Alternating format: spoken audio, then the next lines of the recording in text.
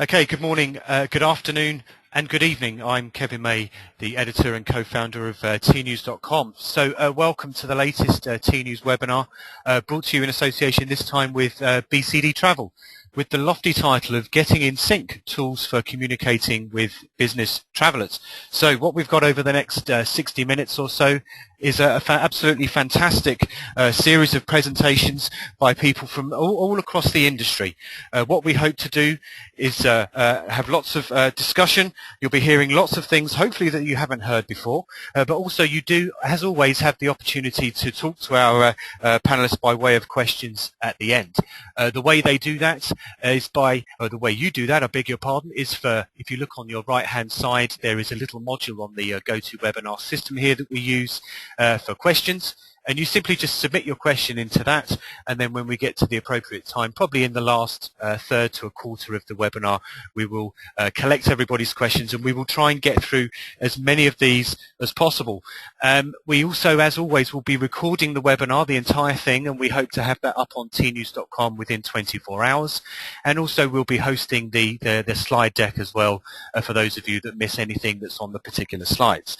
So by way of introduction then, particularly around what this webinar is about, I mean, what we've seen over the last couple of years is the business travel sector in particular is embracing apps and mobile web. In particular, some argue that the adoption of travel in mobile is particularly being driven by the business travel sector. We're also seeing more micromanagement tools and virtual concierge systems. But big question around this is, what is the best strategy and how do you implement it? What we hope to do over the next 60 minutes, as you say, is kind of learn how to grab the attention of business travellers by using communication and perhaps more important collaboration tools that engage them naturally. What we want to do is develop expertise in delivering the right information to the right travellers at the right moments throughout the life of a trip. What we do have this afternoon then are three excellent experts, if for want of a better phrase, who are going to be joining us. The majority of this webinar will be driven by none other than Miriam Moscovici, who's the Director of Emerging Technologies at BCD Travel. She'll be talking around a lot of these ideas, but in particular she'll be then bringing in two other people from outside of BCD Travel to kind of discuss some of these issues. So you'll also hear from Steve Sitto, who's the manager for corporate travel and small meetings at Roche. He's in the US, and also in the US, Michelle Costa, who's the global travel manager at Sapient. So one of the things that we always do with the T-News webinars is that we insert questions, polls, for want of a better word, for people to answer during the webinar, so that we and you can get a sense of what the audience is like, what positions they're in terms of their strategy and things like that. So just to kind of warm you all up before we get going, here's a very simple poll that we just want you quickly to answer, and it is just this, so we can find out where some of you are based. So where are you located today? Are you in North America? Are you in EMEA? Are you in Asia Pacific? Or are you in Central and South America? So if you can cast your votes there, please. I've got just a couple of seconds for everybody to chime in. And then if we can post those results. So lots of interest today from North America. So nearly 7 out of 10 of you are in North America. Just over a quarter from EMEA, nobody in Asia Pacific. That doesn't surprise us at all, given that it's about 10 o'clock at night, and 4% of you from Central and South America. So if we can close that particular poll, we will be having another two polls interjected throughout the webinar. So like I said, so we've now got a little bit of time now up until we go up to the panel discussion at the end. But what I think I'll do at this stage is just hand over to Miriam, who's going to be driving the next section of the webinar. Good afternoon or good morning, Miriam. Welcome to the webinar, and it's pretty much over to you. Thanks. Welcome, everyone. Thanks for joining us. Let's go to the next slide. Okay.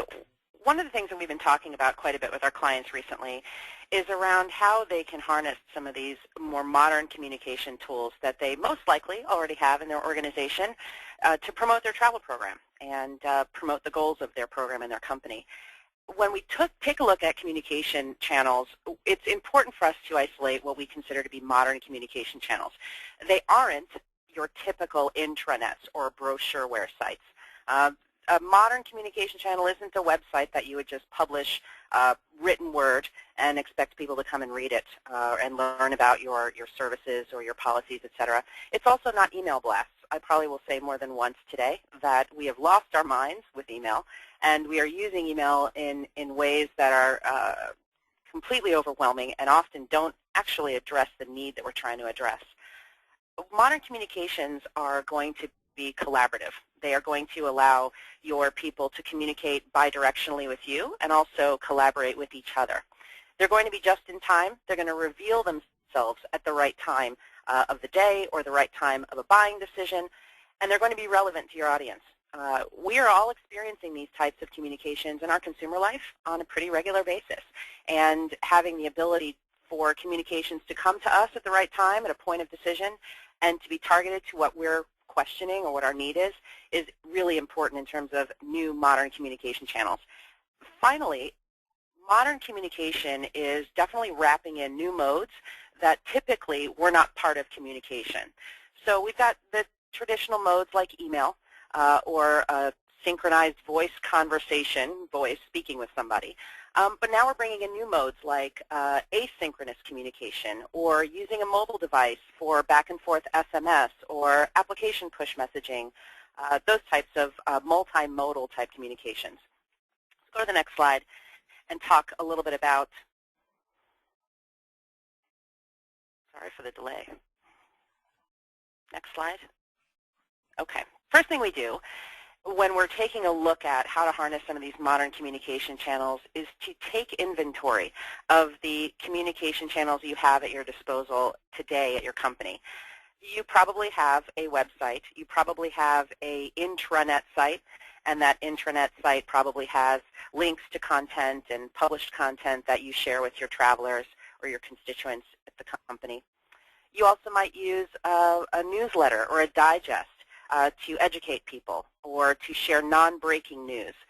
They might come out biweekly or monthly. You might be using email. You probably are using email, and you're probably using it to share breaking news. And there's an irony there because an email is a single message at a single point in time that sits in your mailbox, whereas breaking news is typically something that's unfolding, and it is constantly unfolding and changing and evolving. And so in today's world, we're pretty much forced to use email to alert people of breaking news, and there's new ways that you can use collaborative technologies to make that more effective. You might actually be really pumping up your email and doing some targeted automation. We spend a lot of time with our clients creating use cases to help them determine what types of targeted automated emails they'd like to send. It usually starts with compliance-related tasks, things like our travelers who are traveling to specific destinations need to register in some shape or form with our security office.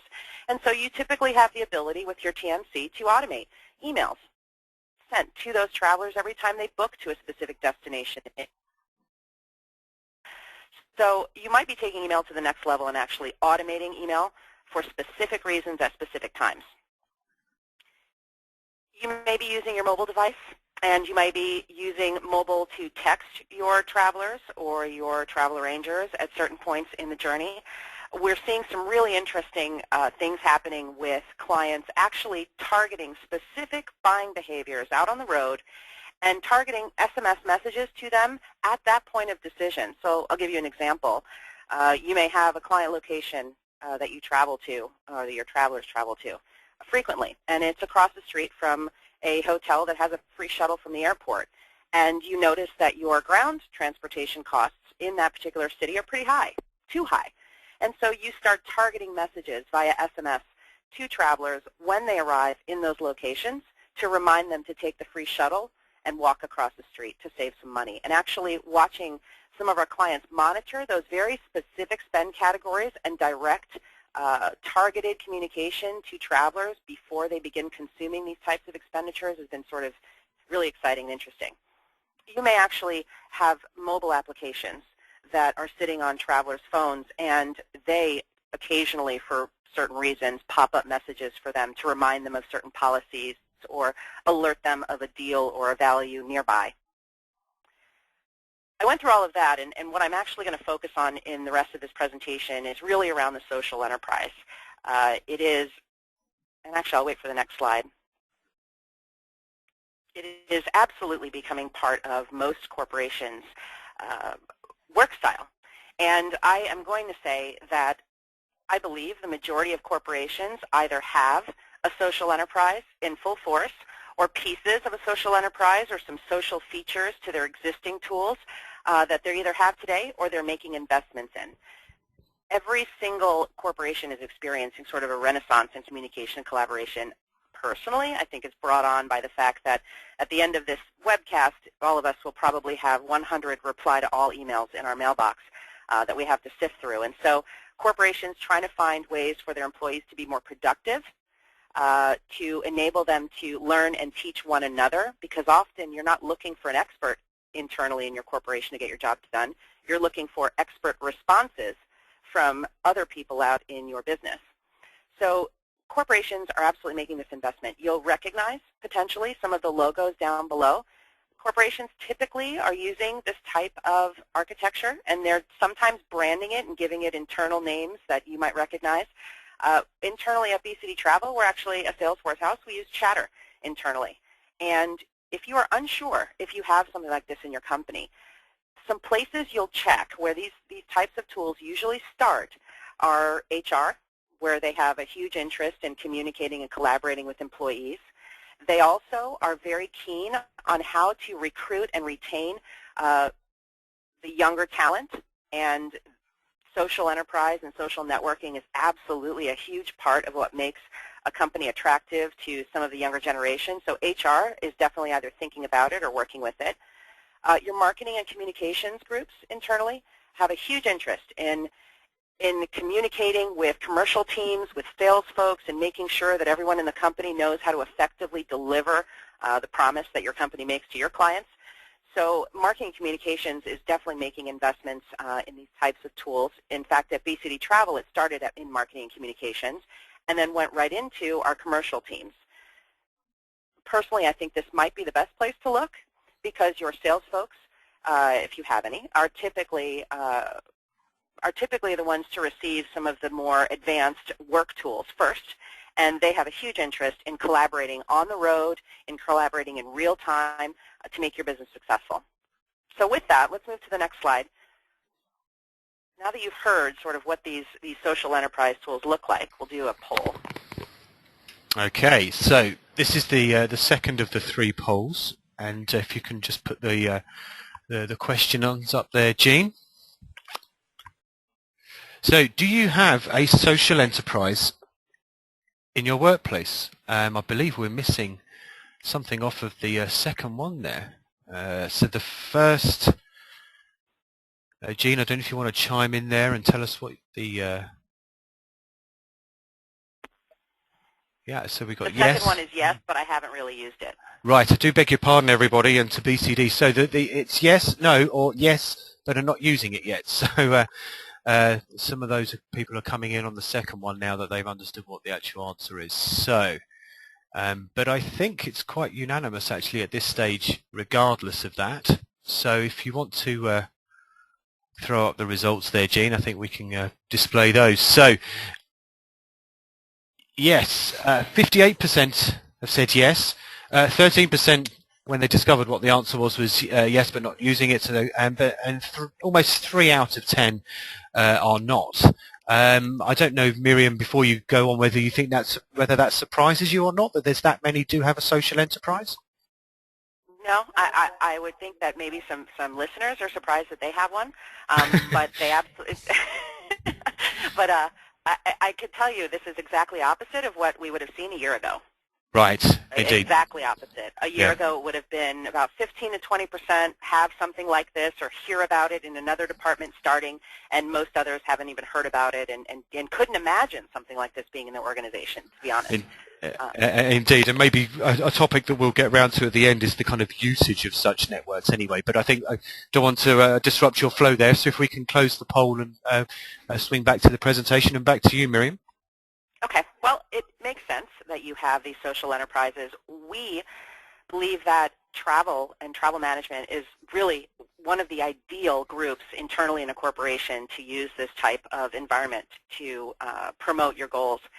So I think that a couple of the big things we're seeing that are real benefits of using a social enterprise and learning how to use it and leveraging it for your program is it helps you maintain a really strong connection with your travelers in a new way. It helps you give some visibility to the goals that you're working on, to the goals that your company has for travel. It gives you the ability to have communications with people in a one-to-many. And the return communications, like the discussions that happen in your enterprises, those are one-to-many as well. So no longer would you receive an email from a single person with a question or comment. That now question or comment, that traveler could pose it to the entire community. So being able to harness that sort of one-to-many is pretty powerful. You have the ability to understand and engage your travelers in a new way. Instead of a way traditionally, which has been your travelers come to you with a problem, question, or request, and you respond to them with an answer, as opposed to you potentially listening in on an interesting conversation and suggesting an alternate solution or helping a conversation out or a discussion on a topic that you could be a benefit of. It sort of changes the relationship you have with your travelers. And like I said, you can, I hate to use the word eavesdrop, but you can watch conversations that your travelers are having with each other and really learn from them and get a good picture of your performance by observing their discussion around travel. And I think that all of this sort of can be brought together to really enable you to do better than policy. Let's not underestimate the power of ingenuity when travelers themselves can get together and find solutions to problems that, quite frankly, you might not even know you have. So let's move on. I want to bring Steve into the conversation first. And Steve at Roche, I'd like for you to talk about some of the things that you specifically have gotten out of using your social enterprise. Great, thanks, Miriam. Hello, everybody. Okay, so about, let's say, a year and a half, 2 years ago, we turned to the software, the system that we use for to try to figure out how we can actually engage with our travelers, but also how do we measure our suppliers. And instead of the just usual generic surveys, we decided that we're going to create our own very simple surveys, and not around a frequent guest program and not around what do you think of the brand, but more about what's your experience like. So one thing that our travelers really appreciate is our ability to engage them and gain their feedback, which we in turn go back to the suppliers with and present on a regular basis as to what our travelers are thinking, what our travelers are feeling, what our travelers are experiencing. And that's worked out really well. I think one of the most important thing about engaging your travelers, really gaining their trust, but also it will help you understand and make better decisions, but also it can help you gain compliance and improve your compliance to the preferred carriers, preferred hotels, etc. The second bullet here is how to best communicate with your travelers. So in cases of emergency, whether it was the earthquakes in Japan or the earthquakes in New Zealand, getting the right information and pushing it out to the right individuals on time is critical, especially when you're talking about the situation in Japan with radiation and where do people go and how do we reach them. And this was a really good way of doing it. We're actually we're starting to improve upon this by moving our social networking site to a mobile feature. And we discussed whether we should do push notifications or texting. We're actually going to go with a texting feature because texting will stay on your phone, where push will, as soon as you read it, will go away. So that is something that we're kind of starting to play around with right now. We don't want to overwhelm our traveling public and our sales force with too many messages, but when it comes to situations as severe as an earthquake as large as the one in Japan or New Zealand, then it's something that we're definitely looking at, and we're aligning and collaborating with security, risk, HR and legal to make sure that we've got our bases covered. The last part is we're promoting traveler and admin participation on the social networking site because it's important to also hear it from the admins. So we're offering certain types of incentives for people to go on, review. We post a question to do with, let's say, the T&E policy. We'll post a question, offer an incentive, some sort of prize, and get people to go back and look for the T&E policy, understand the T&E policy, be able to navigate through the travel website, and then the T&E policy is important so they know how to get their information quickly. So that's been working out really well as well, but I'm running out of incentives very soon, so I may have to turn to iTunes cards pretty soon. I think, Miriam, I think you wanted me to mention the name of the, we nicknamed it, I started out with Genentech, which is a biotech company that was acquired by Roche, and we initially named our corporate social site as Gene Pool, and that's a play on words, but it's a fun way of just making it a little bit easier to for people to understand what I'm talking about when I say Gene Pool. They know exactly where to go. And I think the next slide is up for Michelle. Great, thanks.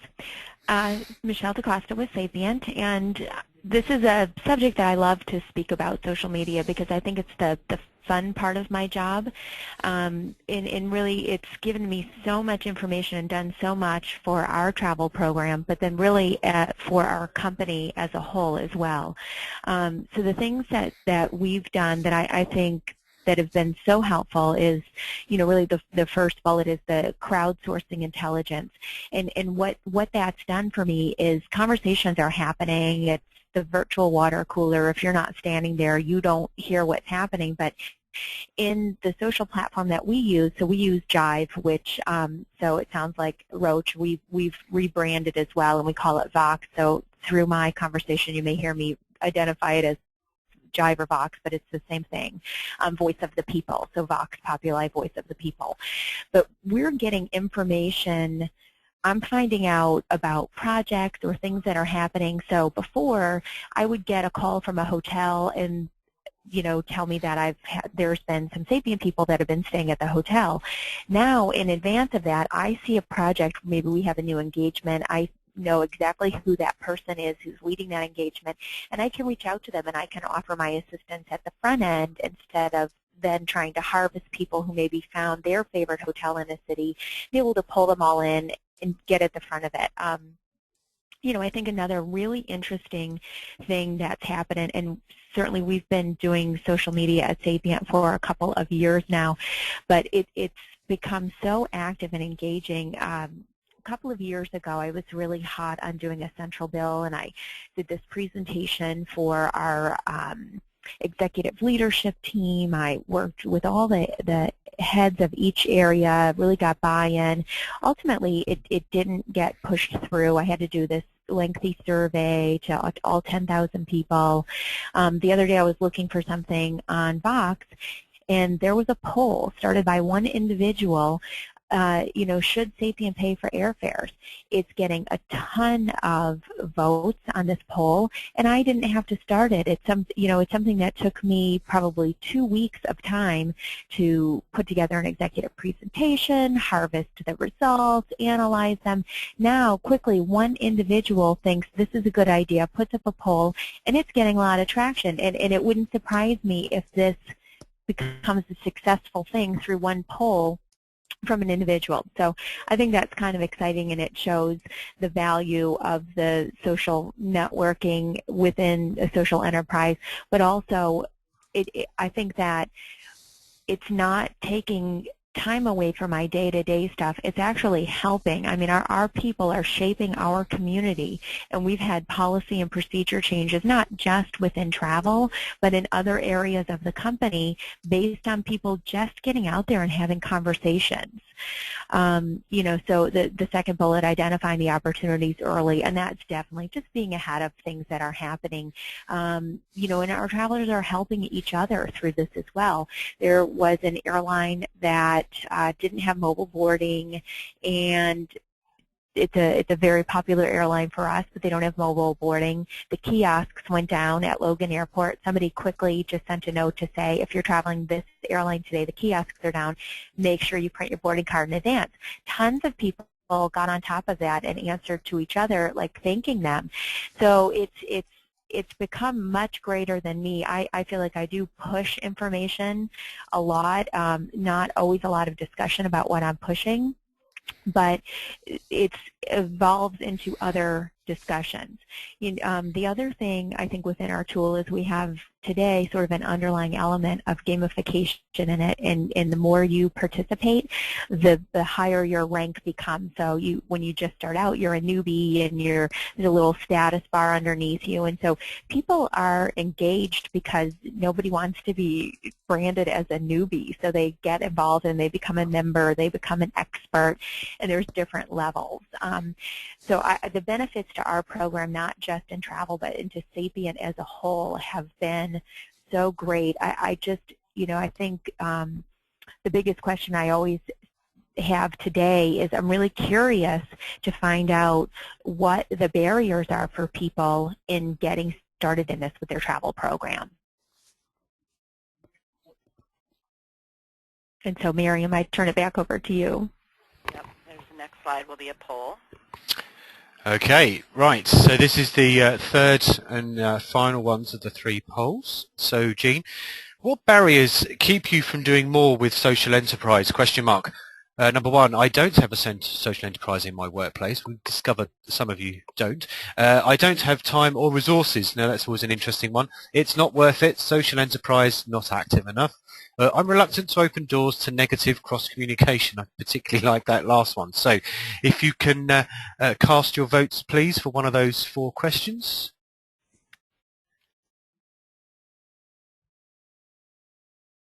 Okay. Just give that a couple more seconds. Okay, Jean, if you want to throw the results of that poll up there. Exactly half of you say, I don't have time or resources. I think we should probably get to that at the Q&A at the end, Miriam. So 3 out of 10, 29% say I don't have a social enterprise, as we pretty much gathered at the beginning. 12% it's not worth it. Social enterprise not active enough, and just 9% said I'm reluctant to open doors to negative cross-communication. If only we could ask that 9% what negative cross-communication they would be anticipating, but unfortunately we can't unless they want to send in a question. And at that point, it's a good chance to remind everybody that you can send in your questions to us using the question bar on the dashboard on your right-hand side.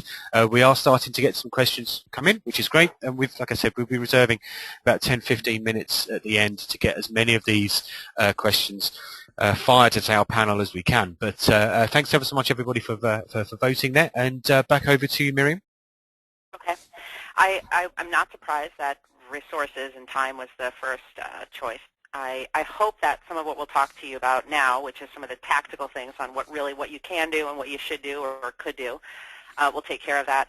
I will just comment briefly on, the negative or cross communication. If I were to ask this question, I did ask this question a year ago. That was usually the #1 answer, and so to me that shows that that everyone's sort of really kind of growing in their thinking on this and realizing that negative communication can always almost be turned into a positive. So, whereas you used to potentially receive a long bulleted email with a long complaint that was bolded in parts from a traveler where you had to sort of diffuse the situation, now you have a traveler who publicly, in front of everyone, has to behave to a certain extent and can be honest about how they feel, and you have an opportunity as a travel manager or a subject matter expert to address that immediately and let the community see that you take this type of feedback very seriously and that you can actually action a result on that complaint or that issue, and demonstrate to the entire community that you can create results.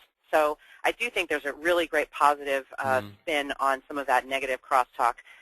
The other areas around, I believe a lot of people are concerned around people complaining about preferred suppliers instead of promoting them. And I think that Steve sort of touched upon the ability for you to really change the way you manage suppliers by allowing them to really see what your travelers are saying and act upon it. I'll be asking Steve for an example of that a little bit later.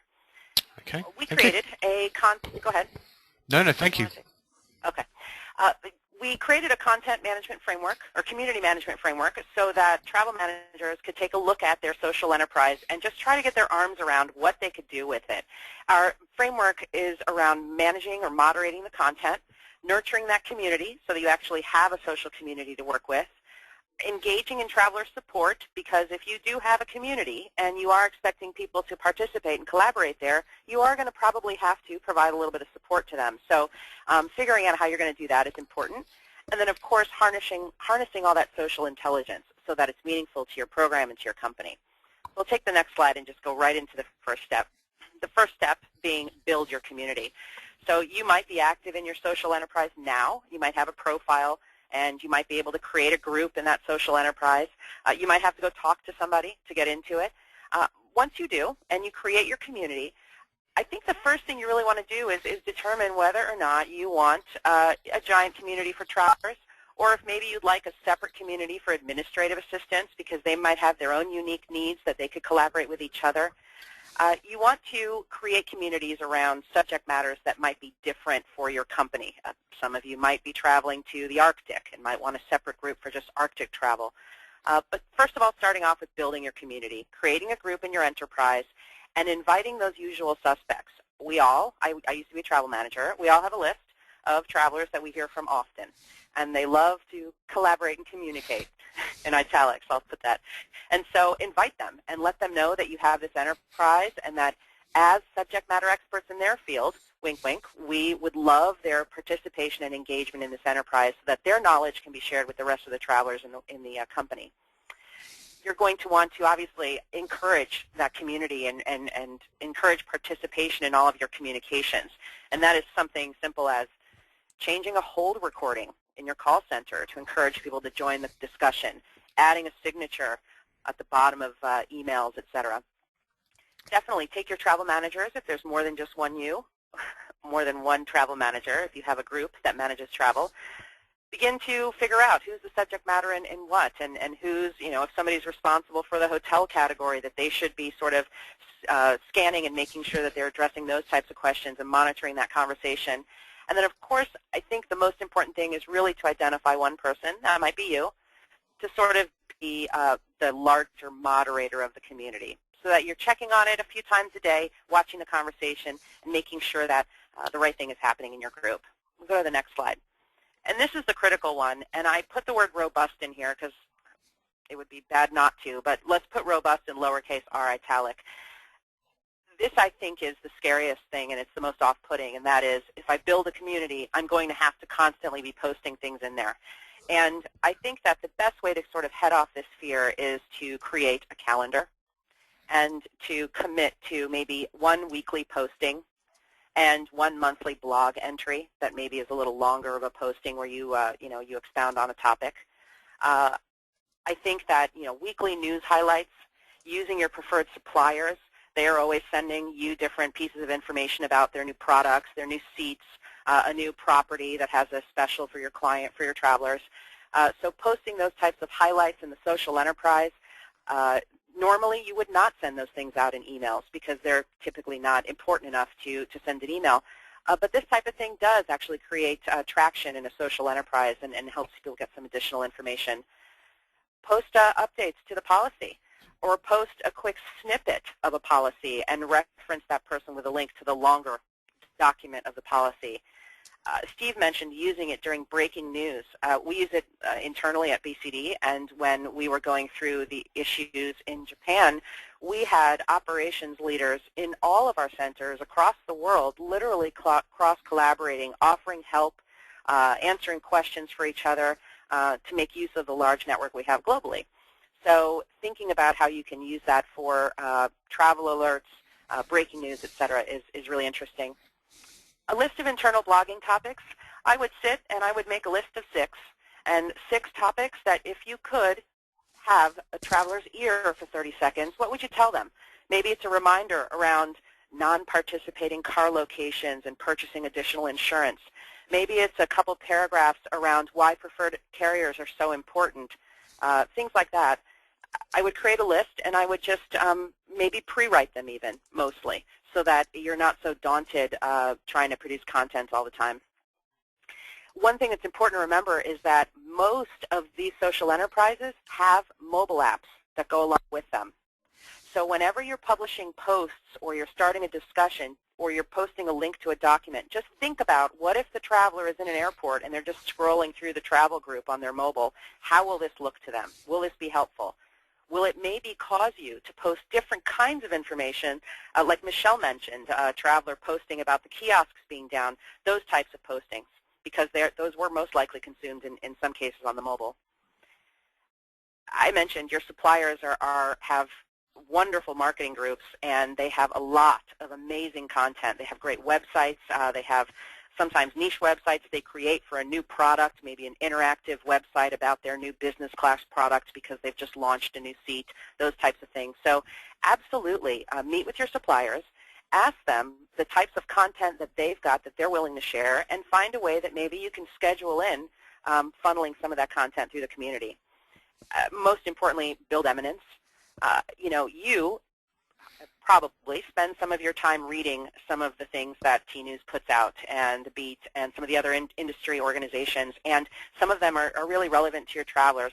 Is it something you'd forward in an email to a mailing list? No. Is it a link you might post in the social enterprise for some of those real-world warriors to take a look at? Potentially. So don't overlook that. Let's go to the next slide. This is actually a commercial break. It is daunting to think of all of the different pieces of news and information that's out there every single day. And so I just urge you to Google or go to YouTube and search for NetVibes Dashboard Tutorial. NetVibes is just one tool. It's free. You can use your My Yahoo reader. You can use your Google reader. But the point I'm trying to make here is that you don't need to go all over the web, and you don't need to subscribe to all these different news emails to get your news every day. You can create a customized dashboard where you import the news you want into this dashboard, and that way this can be the page you go to every day where all of that news is there for you, and as it gets published, it appears at the top. You can see on this example we've got some industry groups, and then you see at the top we've got tabs that, technology groups, airlines, etc. So that's just maybe a little help to kind of control the chaos as you're trying to scour news. It's called NetVibes. Go to the next slide. So you've got content, and now you've got a regular sort of behavior of publishing different things inside your group, and hopefully people are now joining, and they might be asking you questions. They might be asking questions, and other travelers might be actually giving them answers. And the best thing for a travel manager to really do is to just monitor the behavior in your group. Watch people ask questions, offer your expertise when necessary, and sometimes, in the Twitter world, we'd say retweet. In the Facebook world, we'd say share. In this case, in your social enterprise, if you see people having discussions that are interesting or somebody making a comment that's interesting, republish it and give that person kudos for bringing it up and maybe initiate a new discussion.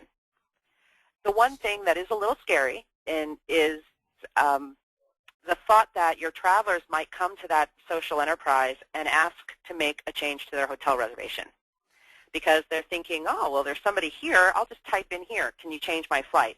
And so you need to be prepared to handle those types of things. I'm not suggesting you service your travelers through this type of tool, but what I am suggesting is either you designate somebody internally or you bring your TMC in to monitor it for you so that when people do ask travel booking or change related questions that you can immediately answer them and say, the best way to make a change is to call us, but I will get somebody to help you and you should be hearing from us soon.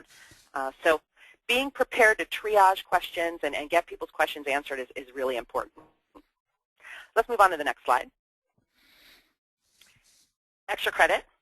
I mentioned that many of these enterprise tools have mobile apps that our companions. And LinkedIn is a social networking tool that's public, but it has a mobile app, and I use it quite a bit. I use it quite a bit when I go to industry conferences, because all of you guys are all in LinkedIn, and when I'm at a conference, I'm typically trying to figure out who's here and what's going on and learn more about people and connect with them.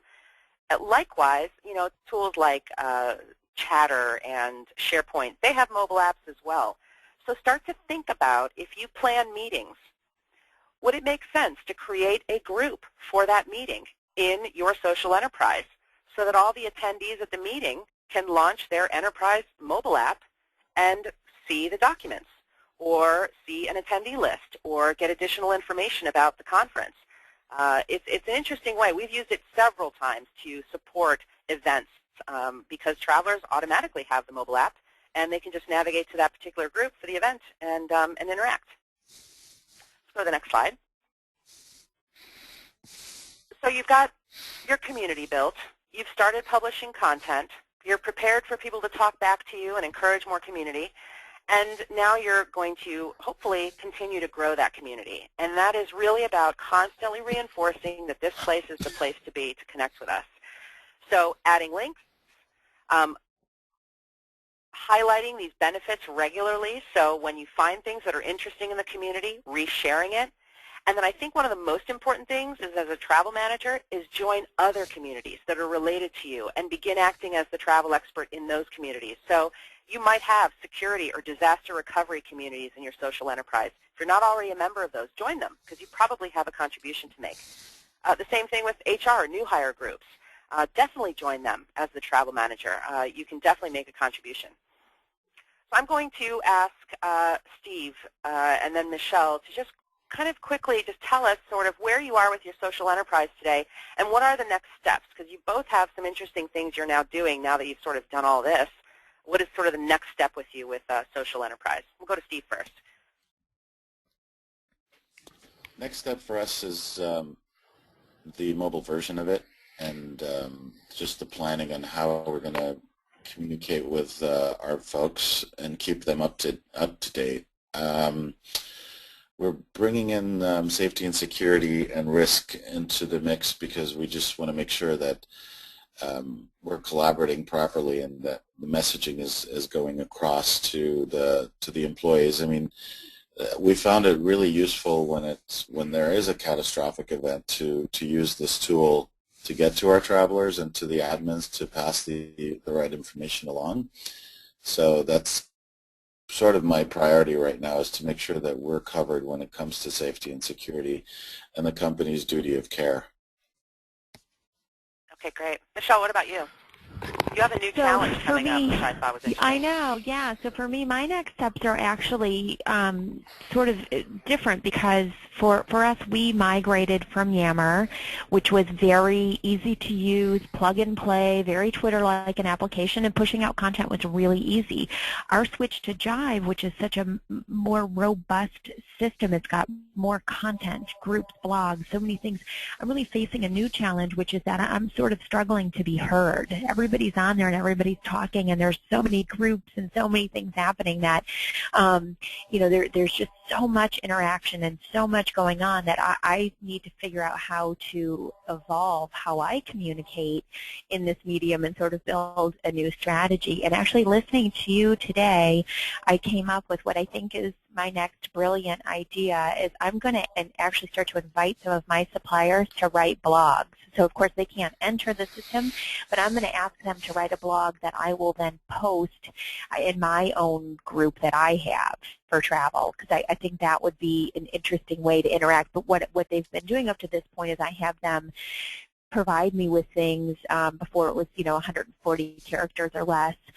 Now we can do attachments and things, but I still think the powerful messaging is in that first sentence, whatever they can get in there. But I think a guest blog by a lot of our suppliers also happen to be our clients. And so I think I'm going to target those people to be guest bloggers in my group. Great. Let's go to the next slide. And this is sort of the final slide. If you are using your social enterprise and you are starting to spend time using this as a communication vehicle, you're most likely going to have to tell somebody about it. And so the big question is always, well, what is the ROI? And in many cases, I think sometimes it's a little difficult to illustrate just yet, but I think that a few things you should be prepared to record is the number of members in your group, maybe if you have access to the diversity of your group. So we've got 500 members and 20% of them are from the sales department and 30% of them are from manufacturing, et cetera. Talk about participation levels. So how many comments a week are you getting? How does that change over time? Selected anecdotal evidence is super powerful. So if you see something unfolding like Michelle had talked about direct bill or direct pay, that conversation, bringing those pieces of stories out of your enterprise and sharing those with your leadership is really powerful. Number of postings by topic, as your group starts to take off and people do start to talk or you start to post more, just demonstrating the level of content that you're putting in there. And then if you do have issues or questions that you're resolving, beginning to count those. And does that increase? Do people begin relying on this enterprise to get their questions answered? Because sometimes their questions are answered very quickly by a peer rather than waiting for an email response from a help box. So with that, I'm going to open it up for questions. Okay. Right. So thank you very much, Miriam, Steve, and Michelle. So an awful lot to kind of absorb, first of all. But as a result of that, we seem to have had quite a flurry of questions come in from the audience, which is absolutely fantastic. And I fear we won't get through all of them. But one of the things we will do is we'll make a note of all these questions that have come in, and we will try and get back to you at some point over the next day or so with a personal answer. So personal service as well, which is always very nice. But what I'm going to do first of all is kick off with a question that came in from Carol McDowell, and she was the first person to ask a question. But that's not the reason that I'm asking it.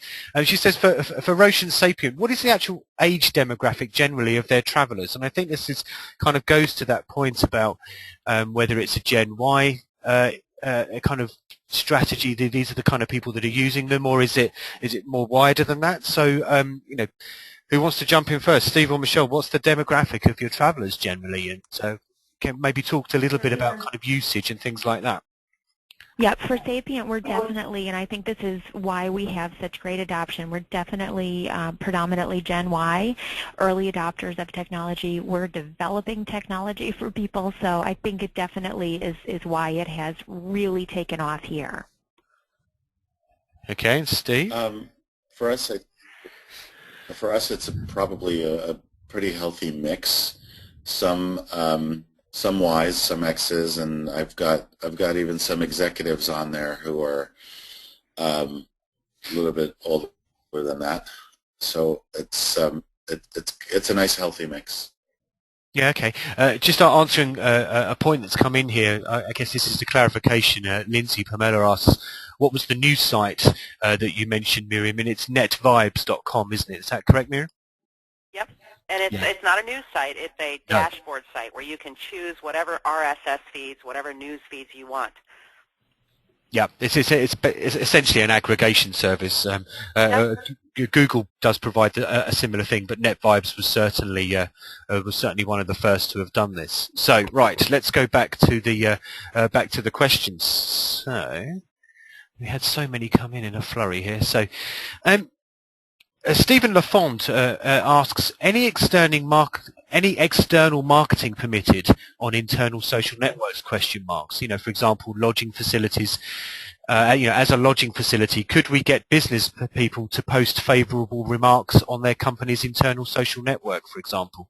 So I guess it's almost like reviews of perhaps non-preferred suppliers and things like that. Anyone want to jump in there? Well, we don't allow that.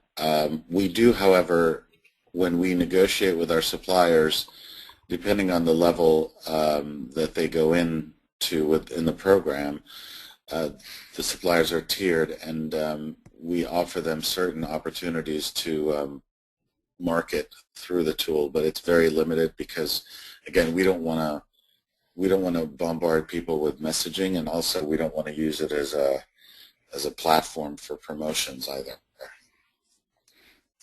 I will say that, the important thing about social enterprise and why it stays relevant is because it's genuine. And so what we see is we see travelers making reviews or posting information. So, for example, we have just a few weeks ago, somebody posted in our travel group, hey, if you're going to Atlanta, this new hotel, this is our rate there. It's actually great. The breakfast is decent, and their shuttle will take you to the airport or any one of our clients nearby. And because it's in our social enterprise, by the way, many people thank that person for the comment, but because it's in the social enterprise, the next time somebody searches Atlanta in the social enterprise, that comment is going to be one of the comments that will be visible to them. And so there is a lot of reviews of locations, et cetera, but the most important thing is that it be genuine and organically coming from your travelers as opposed to more of like marketing.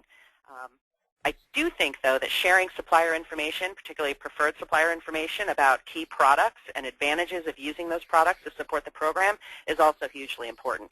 So, you know, if American puts a new business class seat in a specific route that's really important and American has some information on that, and it's a, you know, it's a great opportunity to let your travelers know about that. And that's what I use it for preferred supplier messaging, and they know to get that to me in a way that I can quickly copy and paste and toss it in there and send it out.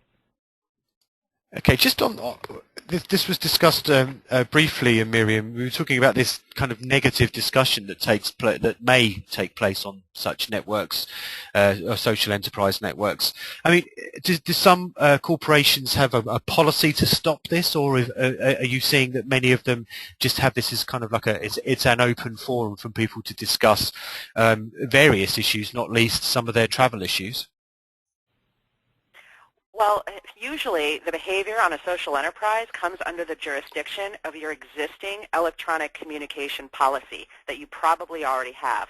So most corporations have a policy that designates how you can behave with electronic communication. That includes email and your social enterprise. So things like profanity and things like,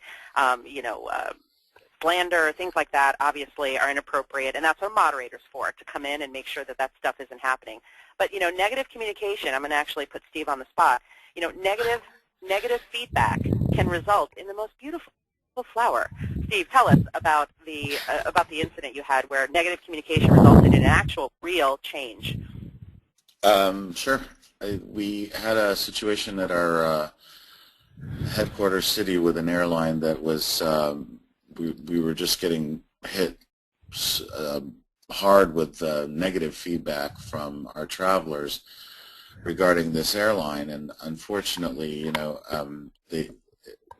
I think we probably hit them really hard with just tons of traffic on certain routes, and we gathered information through the social networking tool, created a survey, and posted it on the social site, and we ended up measuring top 1,000 travelers from the airport, and had about a 65% return, gathered the information, set up an appointment with the station manager, and went in to meet with him as well as his direct reports, and provided the feedback. And it was pretty brutal, the majority of it. We tried to give the positive when we could, but it was ugly. And they took it to heart, and they went back and they made several changes to their operation to not just to suit us, but to suit every other corporate traveler going through the station, because they realized that they had some issues that they needed to fix. And if it wasn't for this type of networking with our travelers, we wouldn't have been able to provide that feedback to our supplier. And we continue to do that today. Okay, that's very interesting, and a great example of how these kind of things can evolve into, I guess, kind of wider strategy. So we've got about 5 or 6 minutes left. We are going to go over just a couple of minutes, just really so that we can get through some more of these questions. So Jay Richmond is suitably enthused by everything because he sent in a few questions, but this one in particular I thought was quite interesting. He says, how can expert travelers serve as trip ambassadors and create content to optimize the trip experience by location for less savvy travelers within an enterprise? So I guess you kind of have ultra road warriors acting as ambassadors within a social enterprise. I mean, is that something, first of all, Miriam, that you've seen, or to Steve and Michelle, is that something that you do have within your own enterprise networks? It's interesting. So this, for Sapient, we certainly have people. It gives me an idea in terms of the gamification of our software of Vox. Is I think I will start badging people as travel ambassadors and invite them to sort of do more. We certainly have people that are more than willing to share their feedback in certain areas, and so as Miriam suggested earlier, that all of that content is searchable, and I do think people are going and searching things, and then what happens is oftentimes they'll bring it to me and say, so-and-so had this to say or had this to say, what do you think about this in terms of this hotel or that hotel, like which one is better? Somebody loves this hotel, somebody loves that hotel. What's a better fit? And so it'd be interesting for people who do go to an area a lot to sort of badge them as, you're the ambassador of Gurgaon, you're my travel ambassador, and build them up in my group to become that. So I love the idea. I haven't done it yet. Okay, Steve, sorry. Let me just add to that. I think that, your subject matter experts, they really reveal themselves, and sometimes they're destination experts, and I love the idea of these location ambassadors or trip ambassadors to help people navigate through sometimes new locations. And they usually show up. They also show up not just around locations, but also in applications. So we've got several travelers who are iPhone havers, and they know a lot about how to use that iPhone to really make your business travel easy. And so the different areas of subject matter sometimes overlap outside of travel, but just contribute to the overall kind of work style. Yeah, and this is, I guess, a very related question from Grace Walker. Thanks for this. Asks, is there a risk then that people will listen to those fellow travellers who are the most vocal and not to the expert travel manager? Yeah, there's that risk. I'm not going to lie.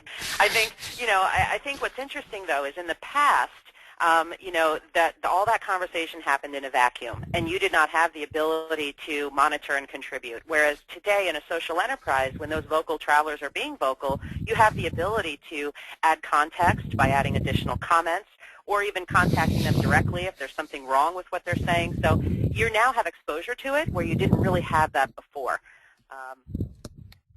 So minimize that danger. It's always an opportunity. I look at every negative or sort of expert person. I think it's always an opportunity for education, and that's what I've always seen. So I unlike maybe what most people might think that's crazy, but I really welcome any negative comments, because it either, one, allows me to see a weakness in our program or an opportunity to make things better, or you really learn a lot more, and it's an opportunity to educate people. So what someone's written maybe isn't, there might be a little bit of truth to it, but not all of it, and so it allows you to get the best answer out there. And it also, again, because it's searchable, it lives there. So anybody else that had that question, they should search it, and they could get that same answer. Okay, and just on that kind of searching and almost like creating this database of content, Pierre-Olivier Demeur, I hope I've pronounced your surname right, Pierre-Olivier, he asks, do you use any kind of crunching tools to help you analyze all these conversations so that you actually get some kind of trends and data about what an organization and the travelers within an organization are actually thinking, feeling, and doing? Our tool has the analytics built into it, so we get a lot of analytics behind the scenes that are shared with various stakeholders. And I'll just add, that sort of gives me the chills, because that is really the ultimate, is having the software that can do the semantic reading of comments and be able to attribute tags to certain topics, like Atlanta equals good equals hotel equals easy transportation. And so, that is not, I don't see that level of robust sort of analytics on the semantics of the comments, but I do think that is the next level. Okay, and Steve, is it something that you analyze, or is it something you just let be? And let everyone just kind of join in a wonderful conversation at all.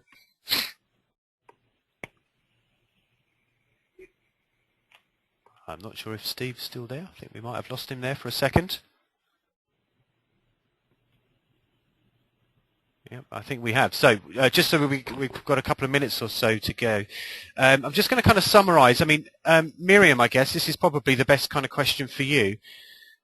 Where do you think this is all going? So we've talked a lot about social enterprise and engagement and just kind of trying to do a lot of things to, I guess, engage that word again, engage with employees and helping make their travel experience better and all those kind of things. But where does this kind of go from here? You know, let's say 18 months, 2 years time from now. Well, I have sort of a crazy view, maybe not so crazy, but I believe that when you look at your Outlook mailbox, if you guys are either toggling back and forth right now or we'll hit it in a moment, I think that what we see in Outlook is going to change if that's what we happen to use. I think that the entire way that we communicate internally in corporations is going to change. I think part of it is going to continue to be that kind of back and forth email, but I think you're going to see a lot more kind of collaboration. We already have chat boxes. Our messenger type boxes that are running separately. In some cases, they're integrated.